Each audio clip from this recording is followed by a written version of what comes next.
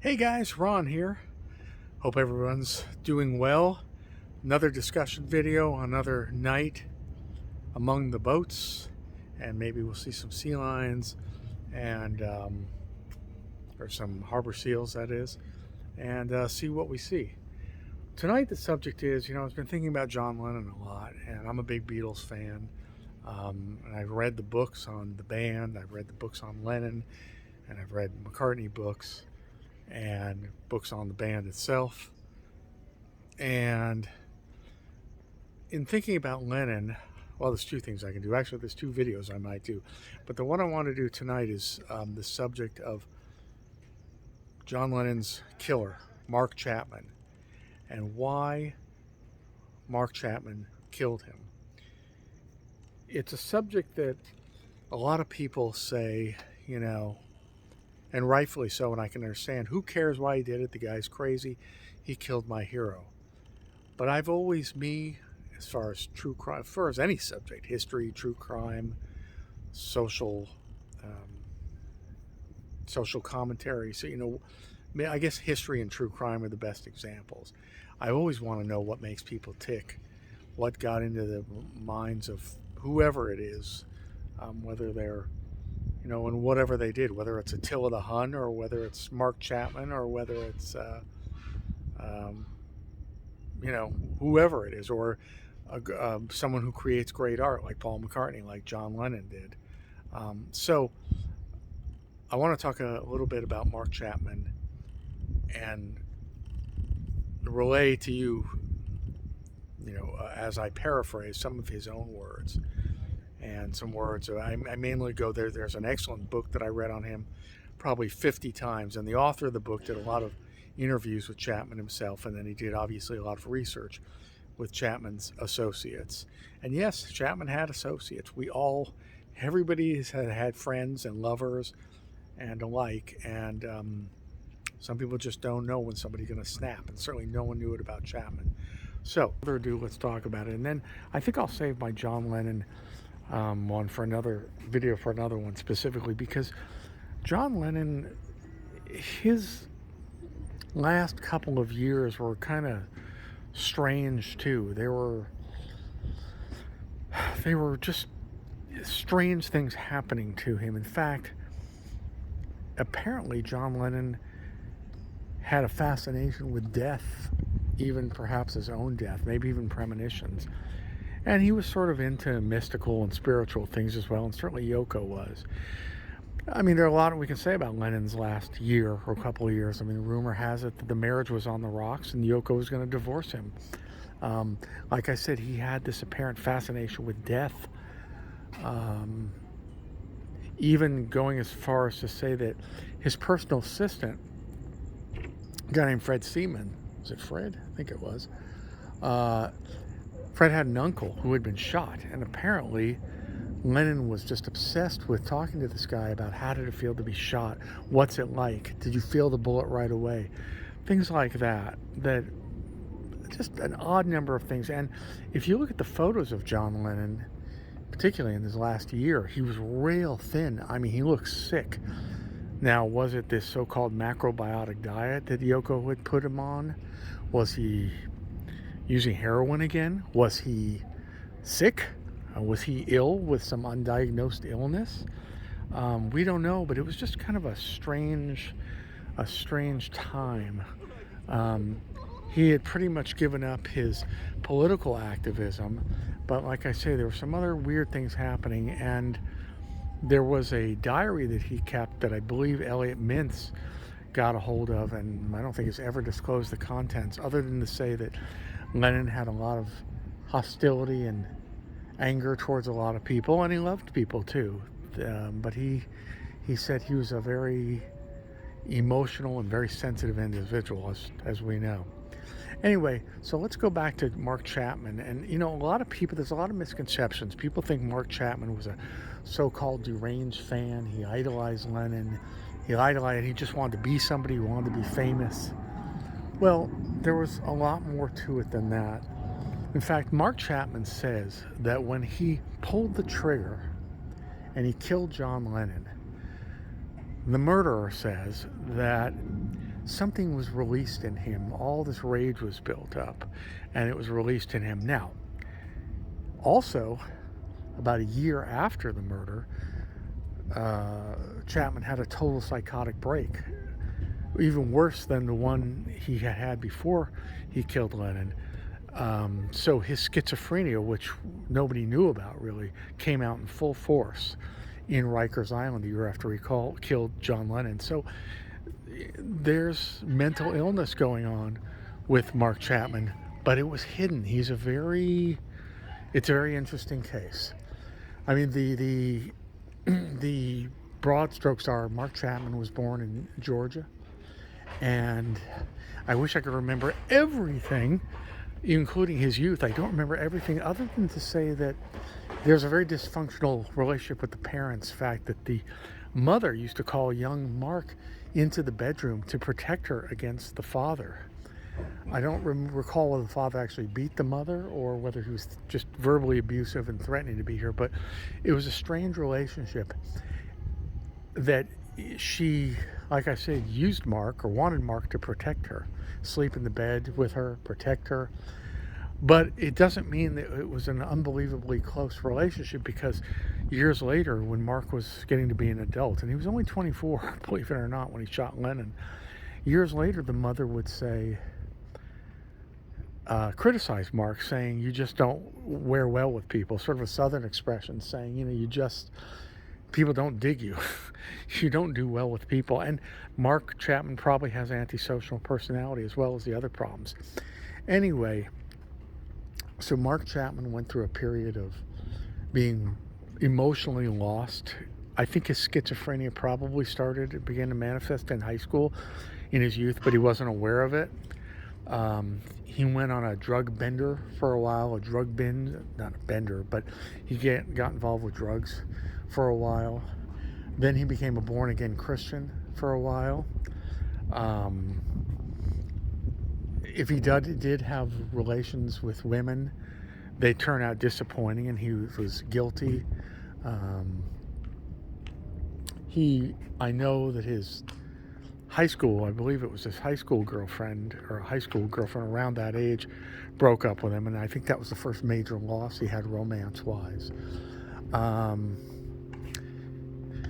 And then at some point he started working for the YMCA, and he was traveling around the world at some point. Well, he worked for the YMCA, and that was the time in his life when he was probably the only time he was happy. He was really a hero and very popular with the children. In fact, I don't remember the location, but there was a pool that he was instrumental in having been built in this particular location. And he referred to himself as Captain Nemo for some reason. And camp counselor most popular would be Nemo. And then they even carved it in the pool. And that was one of the proudest achievements of his life. But then would always happen the same thing. He'd piss somebody off, and there'd be a conflict. He snapped at another counselor, a woman counselor once, and she called him a name, and he freaked out and he left. He could not keep from getting in conflicts with people. He described instances where he bought a shirt once, and he had a shirt made that said, "I'm unique, I think for myself," as to suggest that other people are beneath him and he was superior. And he would talk about women smirking, and he could hear them talking about him. And he did other terrible things once he got to Hawaii, and I'm skipping ahead in time. But he would call fake bomb threats. He went to Hawaii, let me back up. So he does the camp counselor thing, and after that fell apart, and after his girlfriend relationship fell apart, he went to Hawaii with the intention of killing himself. And I think he was about 20 years old, maybe not even. He had money saved. He took the money he had saved, and he went to kill himself. And he stayed at the best hotels in Honolulu.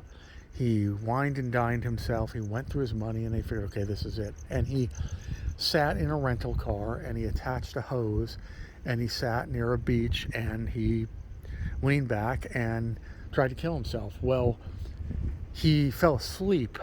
He wasn't even unconscious. A Japanese fisherman woke him up and saved him, really. And what had happened was, of course, Chapman even screwed that up. He put the hose on. Look at this guy here. He put the hose on the exhaust and it melted, so he wasn't even able to properly kill himself. When he found the Japanese fisherman, when the Japanese fisherman found him, Chapman thought it was an angel, a sign that he should live. Well, at some point, Chapman called the mental hospital, or the hospital, the psychiatric ward of the hospital in Honolulu, and they took him in and observed him. Obviously, he told them he was suicidal. He told them his problems, his issues, and he did so well there that he actually started volunteering and talking to other patients there. And after a while, they did something. This is why they were so shocked when he became assassin Mark Chapman, is that they took him in and they actually started employing him. It was very rare to employ a former patient, but they did it. And he worked for, I think, the president of the hospital, and he ran errands. He'd pick people up at the airport. I mean, these weren't high-paying jobs, but for Mark Chapman, he was getting noticed. He was getting some recognition, and that meant everything to him.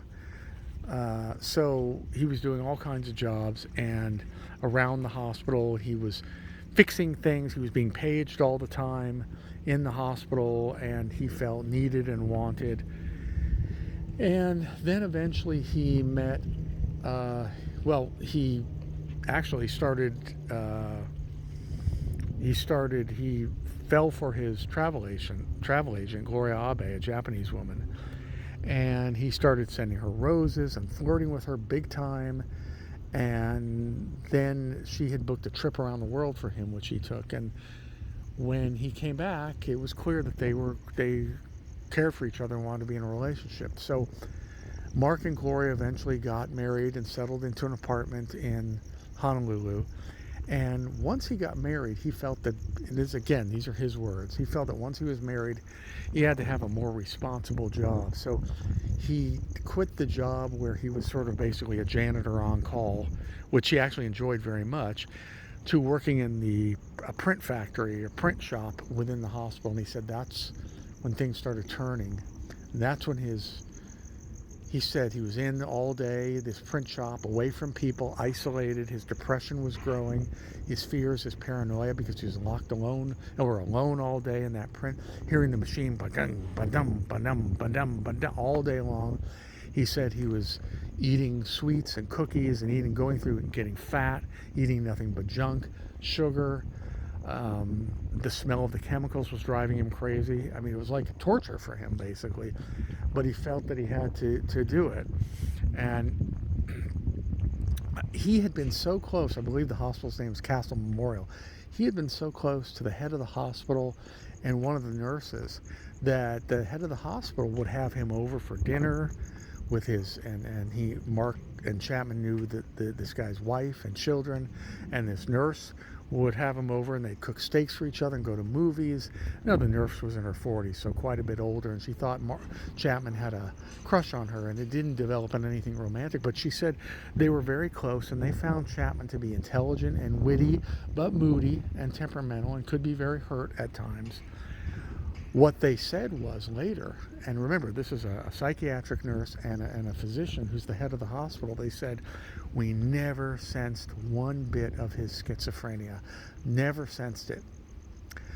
What they didn't know, and even what Gloria, his wife, didn't know, especially as depressions were digging deeper and deeper, is that Chapman, well, first of all, he was always obsessed about his lack of money. He'd literally sit at the kitchen table till all hours of the night with a calculator and a pencil and a pad of paper. This is late 70s, and it was, the Save the Chapman Fund, and he would go through his finances again and again and again, always worried about money. But he would do this with what he called a committee that was living inside his head or inside his body. And he literally called them he called them the little people. No one knew about this, but apparently he was conversing with these people he believed inside were his head. And it was set up like the Senate chambers. He would draw pictures of it. There was, the one guy, the two guys, the three guys, and it was very intricate and very complicated. And he had a whole inner life, a whole inner world. The schizophrenia was completely hidden from him. Also, a lot of anger and a lot of fears, and always feeling like what he said was a nobody. So, in the period when things are going downhill, he's married, but he has this job that he hates, and he's getting into fights with Gloria, and he's antisocial in general. He quits the job, and then he starts, I believe it was the last job he had, he starts working, or maybe it was the second to last job, but I know he starts working nights, long nights at the airport. One job was at the airport, then I think his last job was at a hotel working security. But the airport job, he said that was even worse, because he'd have it was like an overnight shift, long nights alone on the tarmac. I guess he'd bring a Walkman. I don't know if he was listening to music or tapes or books, but he said that those long nights just being alone on that tarmac made his mind race even more, and he thought of all kinds of philosophy, history, lots of grandiose thoughts. And it's interesting because, like I said, he can give long diatribes of conversation when he's with it, when he's lucid, and he just sounds like it just sounds fascinating and intelligent. But I guess when people like himself slip into the schizophrenic mode, for lack of a better term, and they're delusional, it's a completely different story. So he's working the nights and he's working alone, and things are getting worse and worse. His thoughts are raging, and at some point he sees a book. Now, he did like the Beatles back to high school. He was a Beatles fan, but really Todd Rundgren, and he says this himself, he was more a fan of Todd Rundgren music, and ironically Rundgren and Lennon had kind of a rivalry going. But he saw a book because he started spending days, especially when he was out of work. I don't recall whether this was before he met Gloria or after. This is probably after the hospital and before Gloria. He'd spend just day after day in the library there in Honolulu, which is a beautiful library.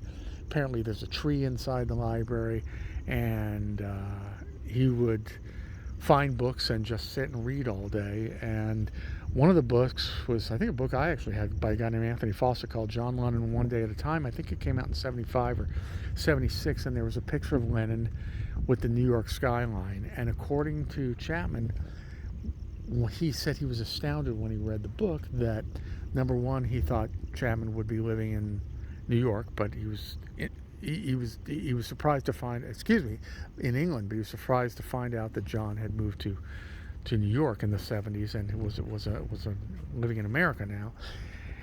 And he also says that he was shocked to find out that, very dismayed, he started calling Lennon a phony. And I left out a very important point, which I'm going to say now.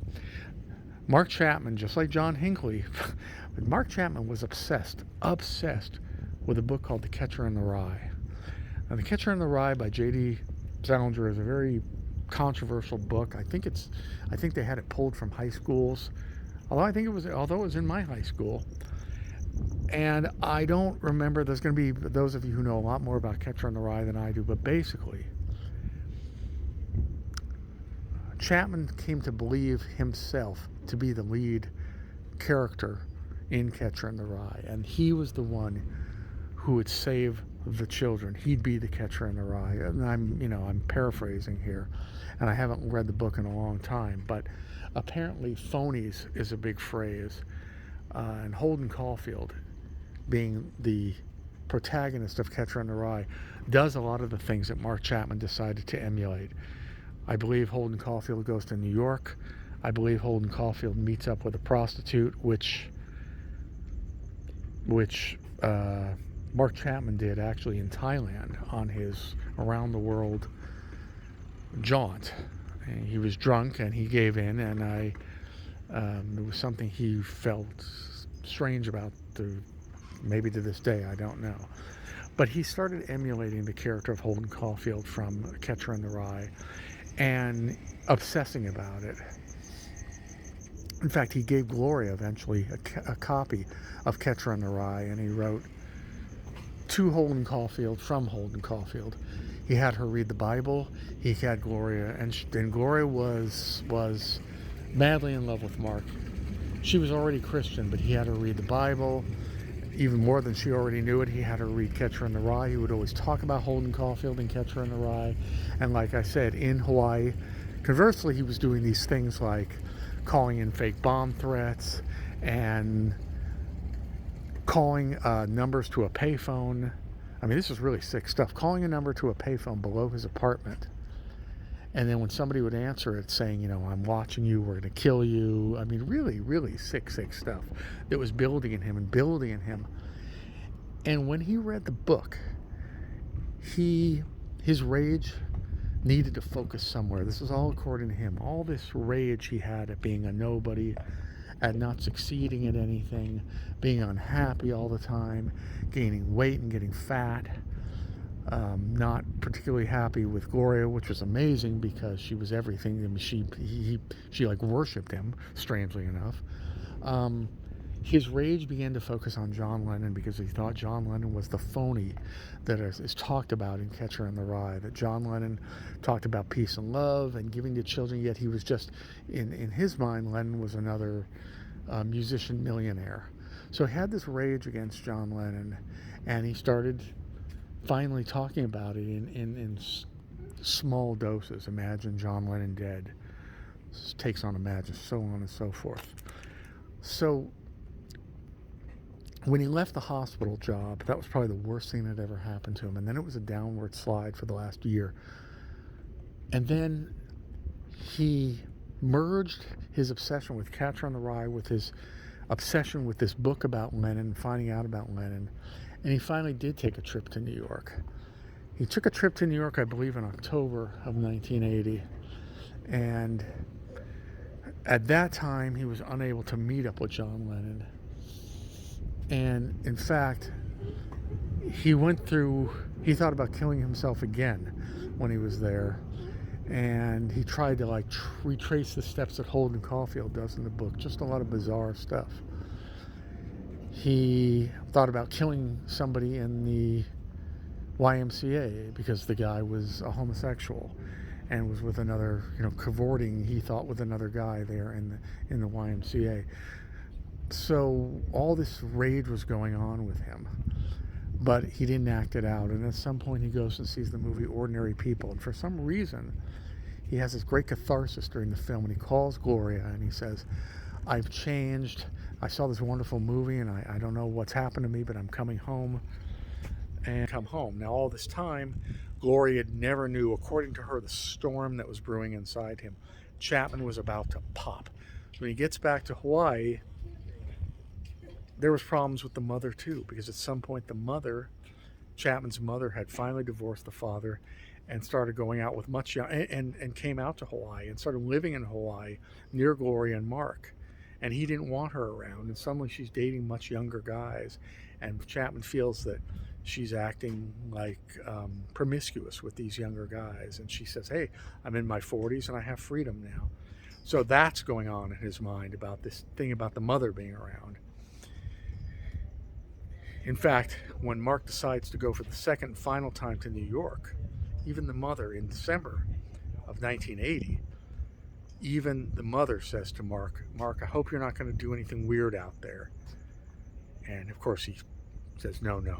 So, and Gloria was nervous too. These people around Chapman they knew something was not right with him, but according to them, they did not know the homicidal tendencies he had within him. We don't know.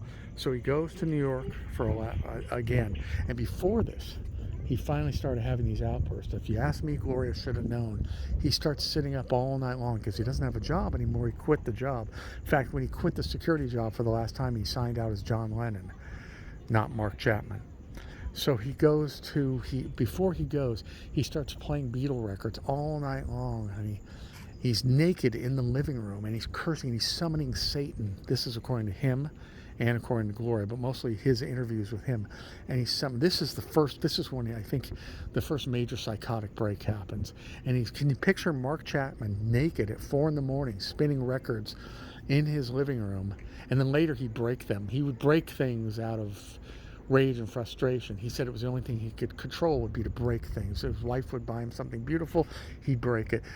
So picture Mark Chapman at 4 a.m. listening to a Beatles record and naked summoning "Oh Hail Satan" and all this insane behavior. Like I said, it was clearly in a psychotic break. And Gloria, not, I guess, because she just was such a passive person, which she apparently was, not saying, my husband is a really sick mofo and I need to get him hospitalized. Well, obviously she should have. Or maybe the mother knew she should have, but nobody did. Mark just did what he did. And after this psychotic break he was having, he goes to New York again, and this time he acquires a gun from a friend of his, and somehow, gosh, I don't recall, but in New York, I believe, is where he finally got the bullets. And the friend, I think, was a police officer from Georgia that he had met up with. So a lot of people aided and abetted Mark without knowing it, and a lot of people, well, at least Gloria and perhaps the mother, they either ignored signs they were seeing or they were just in denial about it. And evidently Chapman had a very strong sense of personality that he could sort of bamboozle these people, or perhaps he just surrounded himself with passive people. Oh, sure, man, dude, hey, have a good time. But if I saw signs like that coming from someone I knew, I'd be very, very, very worried about them. So Chapman goes to New York again in early December, and he actually met up with Sean and the nanny in the park. Very creepy. And he was like very playful with Sean as a 5-year-old at that time. And he waits outside, I think, for 2 nights. And this, not only does Chapman start waiting outside the Dakota, but when he's there, he meets up with 2 women who are always there. They're always waiting for Lennon, and Lennon knows them, has been photographed with them. They take pictures with him. One picture's name was Jude, of all things. So it's 2 women, and he ends up, actually Chapman not only took them out to dinner, but he actually, I believe, met another woman that he had taken out to dinner and taken on a carriage ride around New York and all these things. But it didn't develop into what he had wanted. And similarly, when he was back in Hawaii, he met a woman back on a bench. He was on a park bench or a beach bench when he lived in Hawaii before he met Gloria. And the woman was a lot older than him, but he said he was very attracted to her. She started crying, and he got her to confess that her son had been killed, murdered, and she came to Hawaii to forget, or maybe to kill herself. And he ended up arranging for these big tours with her as well, but again, that didn't materialize into anything. I wouldn't say these people were using him. He was trying hard to get at them, and they made the right choice. But so he meets up with Jude and this other woman, I don't remember her name, and then the last night, as usual, he rubs people the wrong way. He met a photographer there. In fact, the photographer, I don't recall his name at the moment, but he actually took the picture of Lennon signing Chapman's autograph on the album.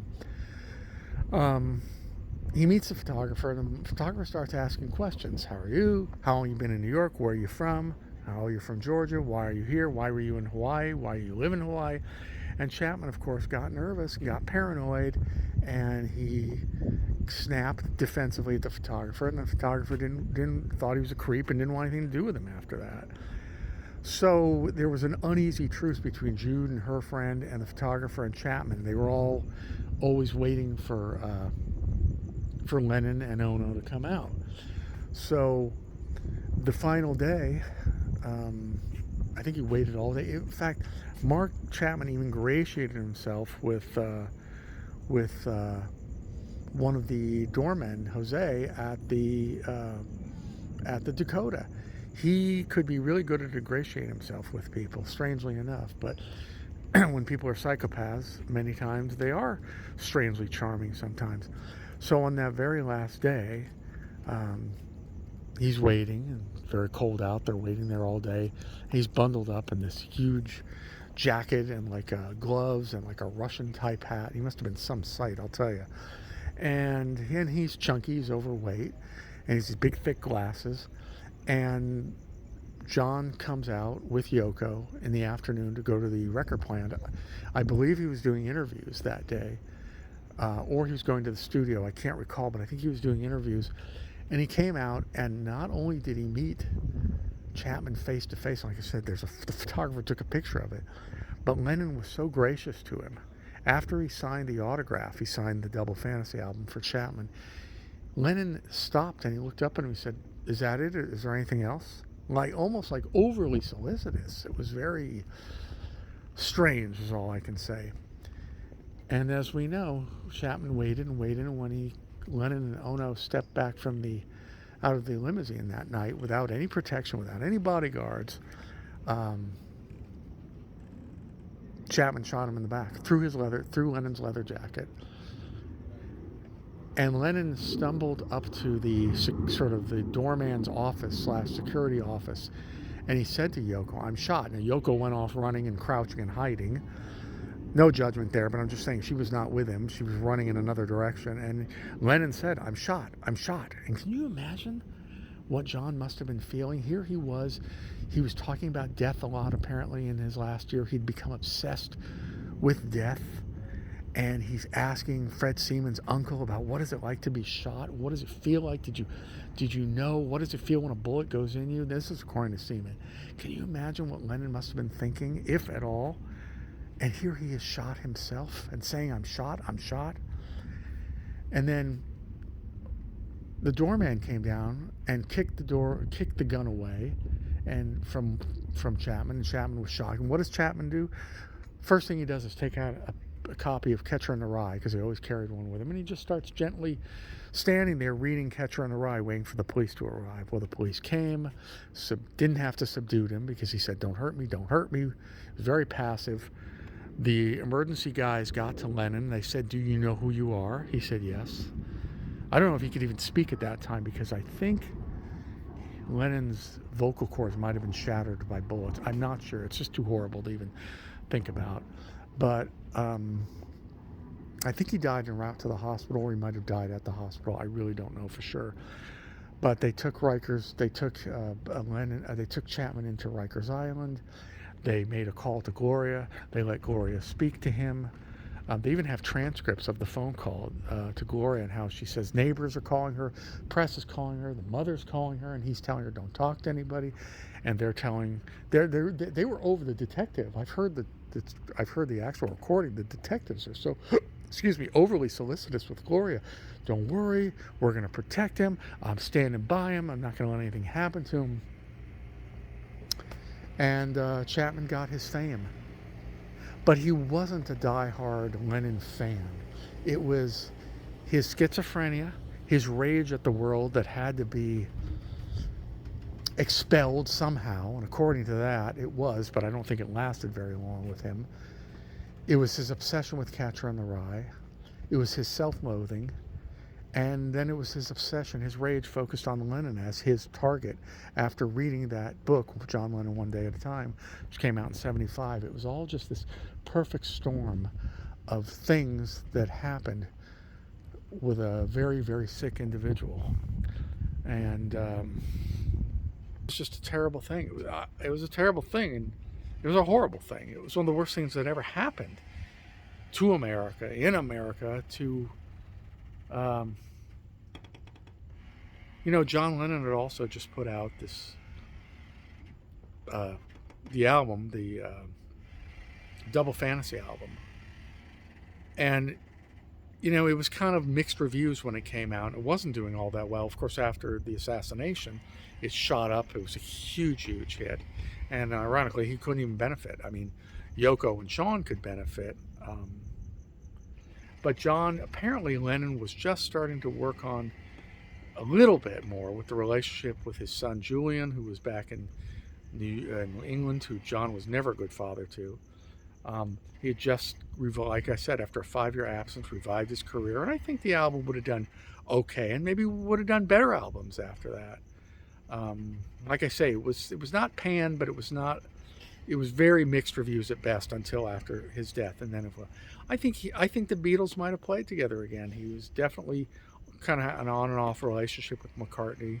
Unfortunately, the last conversation was like a fight when McCartney desperately wanted Lennon's friendship again, and he showed up, and Lennon said that hey, you can't just show up like we're back in Liverpool again. You gotta, he regretted that later. He said he regretted it. A lot of nastiness, but I think they might have gotten past it. I think Lennon might have gotten past it, and he and Paul might have reconciled. Maybe the band would have played again. You just never know. So that's the story, my understanding of why Mark Chapman, who unfortunately is still alive, in a prison cell, killed John Lennon. Okay, folks, my name is Ron. If you like the content, please give the channel likes, because that's what propels the algorithm of YouTube and brings other people to watch it. Also, I always enjoy most of everyone's comments. I'd say 99% of them. I'll answer you if it's an answerable question. Is that a word, answerable? And subscribe if you haven't already. I appreciate it. And I'll see you at the next location. Thanks, guys. Bye-bye.